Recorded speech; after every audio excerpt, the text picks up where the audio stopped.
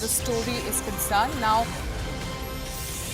outgoing US President Joe Biden said that the sudden collapse of the Syrian government under Bashar Assad is a fundamental act of justice after decades of repression. Now, but it was also a moment of risk and uncertainty for the Middle East, is the statement that is coming in from Joe Biden. Let's listen into what exactly he had to say. 13 years of civil war in Syria, more than half a century of brutal authoritarian rule by Bashar Assad and his father before him. Rebel forces have forced Assad to resign his office and flee the country. We're not sure where he is, but there's word that he's in Moscow. At long last, the Assad regime has fallen. As we all turn to the question of what comes next, the United States will work with our partners and the stakeholders in Syria to help them seize an opportunity to manage the risks. These past few days have been historic. And it's in the days ahead that will determine the future of this country. And we intend to approach them with strength, wisdom, and resolve. So thank you very much. God bless America, and God protect our troops. Thank you. Akansha, we just heard the US President Joe Biden. Of course, he is outlining a multi-pronged approach when it comes to maintaining stability in Syria. But given the fact how the situation is right now, how much feasible is it to maintain stability and counter the ISIS that is there? Right.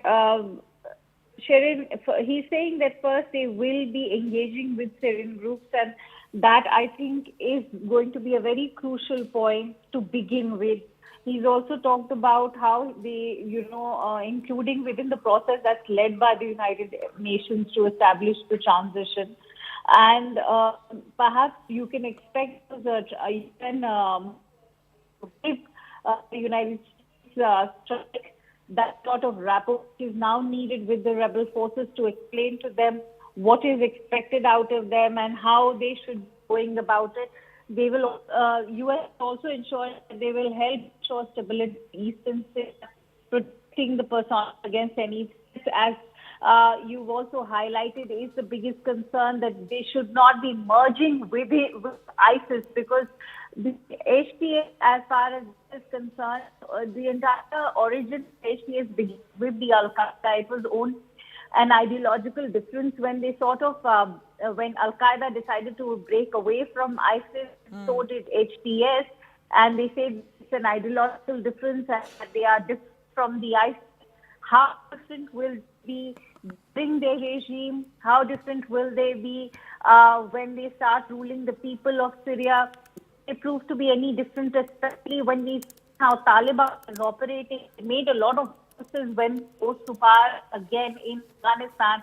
They said that we change our approach towards women, but have they really done that? So those are similar concerns which one has for STS as well. So Joe Biden also talked about how they will support neighbors that include Jordan, Lebanon, Iraq, and Israel. Remember, Lebanon and Israel are already engaged in a fight that's going on. We've seen all of last week how various violations have been taking place. Of course, Israeli Prime Minister Benjamin Netanyahu has welcomed the entire change, but how will this now shape up? Will Israel try and occupy this territory? That's also another question. And how vigilant can the United States be, considering Joe Biden, what he's saying is in the capacity of an outgoing president? The other big question is whether this stance will be endorsed by incoming President-elect Donald Trump, who said this is not our fight to fight. So we'll have to see, even the United States and its stance, even though the larger West has welcomed NATO allies, many are talking about how Turkey has played a very significant role in this entire fall of the Assad regime. We see how France has welcomed this entire change, as have other NATO allies even Canada, even the United Kingdom. So we have to see how this comes in the ahead, Sharon. Akansha, I request you to please stay with us as we are getting one more breaking input as far as the situation in Syria is